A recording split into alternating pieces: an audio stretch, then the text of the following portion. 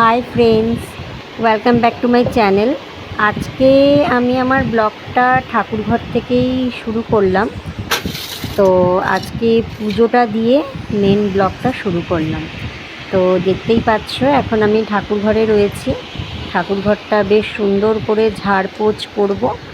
ঝাড়পোছ করে পুজো দেব। পুজো দিয়ে তারপরে আমি ব্লগটা শুরু করব। তো আজকে সারাদিন এখন দেখছো ঝাড় দিচ্ছি। আজকে সারাদিন কিভাবে কি করলাম সেটাই তোমাদের সাথে শেয়ার করব। যদি আমার এই ব্লগটা ভালো লেগে থাকে আজকে সারাদিনের ব্লগটা, তাহলে প্লিজ কিন্তু তোমরা আমার চ্যানেলটাকে কিন্তু লাইক করবে, শেয়ার করবে এবং সাবস্ক্রাইব করবে। তো চলো, আমার ঝাড় দেওয়া কমপ্লিট, শুরু করা যাক। এখন কিন্তু আমি ঠাকুরঘরটা পুছে নিচ্ছি। তার কারণ ঠাকুরঘরটা প্রতিদিন না পরিষ্কার করলে এটা কিন্তু ভালো লাগে না। তার জন্য আমি প্রতিদিন একটা কাজ করি। যখনই আমি পুজো দিই, আগে আমি ঝাড় দিই। ঝাড় দিয়ে ঠাকুরঘরটা কিন্তু খুব সুন্দর মতো পরিষ্কার পরিচ্ছন্ন করে নিই। এবার আমি স্নান করে ঠাকুরঘরে চলে এলাম। এবার ঠাকুরঘরে এসে আমি এখন এই মায়ের পুজো দেব। যেহেতু আজকে অম্বাবচী লেগে গেছে অলরেডি। আর আমার যেহেতু মা মনসা রয়েছে, এখন আপনার দশহারা গঙ্গা পুজো যেহেতু পড়েছে, আর গঙ্গা পুজোর সময় যেহেতু মনসা পুজো হয়, আর আমাদের বাড়িতে যেহেতু মা মনসা রয়েছে, তার জন্য কিন্তু আজকে আমি মায়ের কিন্তু পুজো দেব। অনেকে অম্বাবচীতে মায়ের মুখ ঢাকে, কিন্তু আমি এটা কোনো রীতি বলে মনে করি না। আমার ব্যক্তিগত ওপিনিয়নের দিক থেকে বলছি, আমি তার জন্য মায়ের মুখ কিন্তু ঢাকি না। কারণ এটা একটা ঋতুস্রাব, যেটা আমরা মেয়েরাও হই এবং মাও হয়। এটা মানুষের শরীরে নর্মাল একটা ব্যাপার। তো তার জন্য আমি কিন্তু এই অম্বাবচীতে মায়ের মুখ কিন্তু আমি ঢাকি না। তো আমি মাকে এখন পুজো দেব, যেহেতু আজকে দশহারা গঙ্গা পুজো, এবং গঙ্গা পুজোর সময় রীতি আছে যে মা মনসাকেও পুজো করতে হয়। কারণ কথিত আছে যে আজকে বলে সাপের দিন বলে ফোটে। তো ভালো মন্দ আমার জানা নেই, কিন্তু আমি মায়ের পুজোটা দেব। তো চলুন, পুজো দিয়ে তারপরে আমি আপনাদের সাথে কথা বলছি।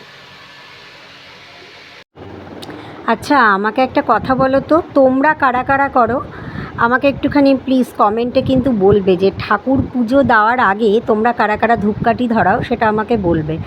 আমি কিন্তু ঠাকুর পুজো করার আগে ধূপকাঠিটা ধরাই। ধূপকাঠিটা ধরিয়ে তারপরে কিন্তু ঠাকুর পুজো করি। কারণ অনেকে আছে যে পুজোর পর যখন ঠাকুরকে ধূপকাঠি দেখায় তখন ধূপকাঠিটা ধরায়, কিন্তু আমি আগে ধরাই। তার কারণ আমার একটা, জানি না এটা কেন এটা হয়, আমার একটা মনে বিশ্বাস যে ধূপকাঠি ধরিয়ে পুজো দিলে ঠাকুর খুব সুন্দর একটা ধূপের গন্ধর সাথে সাথে পুজোটাও ভীষণ ভালো হয়। তো চলো, এই তো রুটিন হচ্ছে। ধূপকাঠিটা ধরতেই চাইছে না এই কাঠিটা, না, হ্যাঁ এবার ধরে গেছে। দেখো, আজকে অম্বাবচী বলে 10 টাকার জাস্ট কতগুলো ফুল দিয়েছে। সচরাচর কিন্তু 10 টাকার এত ফুল কিন্তু দেয় না। এটা আমার ফুলের সাজি, এটা আমি নিজের হাতে তৈরি করেছি। ফুলের সাজিটাকে কেমন হয়েছে অবশ্যই কমেন্টে বলবে কিন্তু, হ্যাঁ। আর আমি আজকে ঠাকুরকে পুজো দেব এই শশা, সামান্য একদম জাস্ট কয়েকটা জিনিস দিয়ে। আর ধূপকাঠি তো রয়েছেই।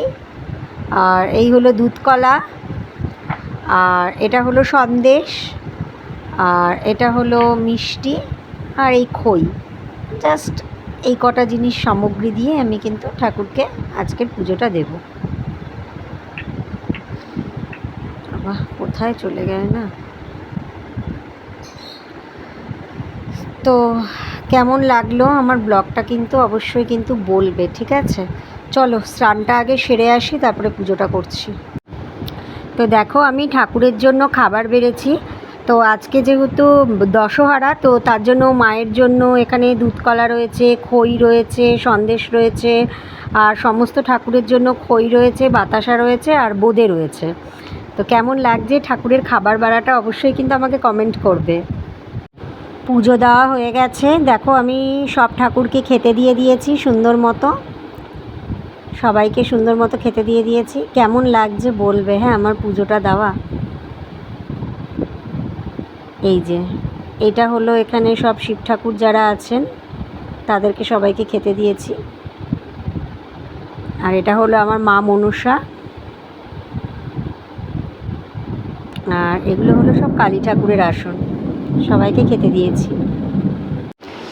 দেখো আমার বাড়ির বাগানটা কত সুন্দর লাগে। এখন এটা দেখতে পাচ্ছ একটু জঙ্গল টাইপের হয়ে গেছে বর্ষাকালে, কারণ এখানে লোক ডেকে আমাকে পরিষ্কার করতে হবে। এখানে না যেন দুটো গোলাপ গাছ ছিল, কিন্তু গোলাপ গাছগুলোতে না ফুল আর হতো না, তার জন্যই দেখো এখান থেকে গোলাপ গাছগুলো না আমরা কেটে দিয়েছি। বিকেলবেলা এত সুন্দর লাগে এই জায়গাটা, আমি না ভীষণ হাঁটি এই জায়গাটায়। তোমরা দেখতেই পাচ্ছ হরে কৃষ্ণ নাম হচ্ছে। সন্ধেবেলা না আমাদের এখানে একটা মন্দির আছে, রাধাকৃষ্ণর মন্দির। আমি মন্দিরটাতে এসেছি, খুব সুন্দর। সামনে তো রথযাত্রা, তাই এখানে সবাই বসে আছে, ঠাকুরের নাম হচ্ছে। আমি একটুখানি জাস্ট প্রণাম করতে এসেছি, এখান দিয়ে যাচ্ছিলাম পাশ দিয়ে, তাই মন্দিরটাতে একটুখানি প্রণাম করে গেলাম। দেখো কত সুন্দর নাম সংকীর্তন হচ্ছে, কি সুন্দর না মন্দিরটা, রাধাকৃষ্ণর মন্দির।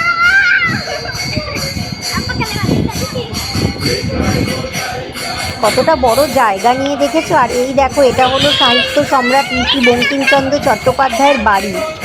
যেহেতু আমার বাড়ি নৈহাটিতে, তো তার জন্য এটা হলো ঋষি বঙ্কিমচন্দ্র চট্টোপাধ্যায়ের বাড়ির একদম উল্টো দিকেই হলো এই মন্দিরটা। কত বড় জায়গা নিয়ে এই মন্দিরটা।